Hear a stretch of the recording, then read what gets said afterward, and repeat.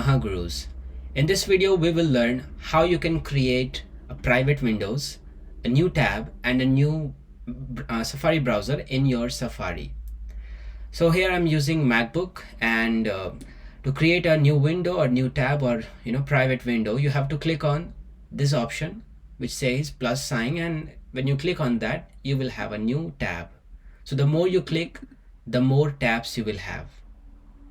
And if you are confused with what is the use of any of these options, any of these icons in Safari browser, so you can just hover that option and you will see the use of it.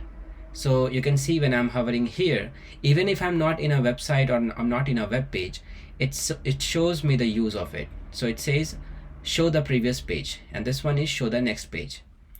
So this is how you can create new tab, which is really easy. To create a new window or to create a private window, which we call incognito mode in Chrome, Chrome browser. So to create that, you have to click on file and click on new windows for creating a new windows. And if you want to create a private browsing window like an incognito mode in Chrome, just click on file option of your Safari browser and click on new private windows.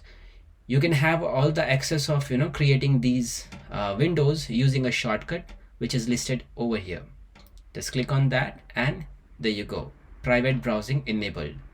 So this way guys, you can create a new window, an incognito window, and different type of windows in your Safari browser. That's all for today. Thank you.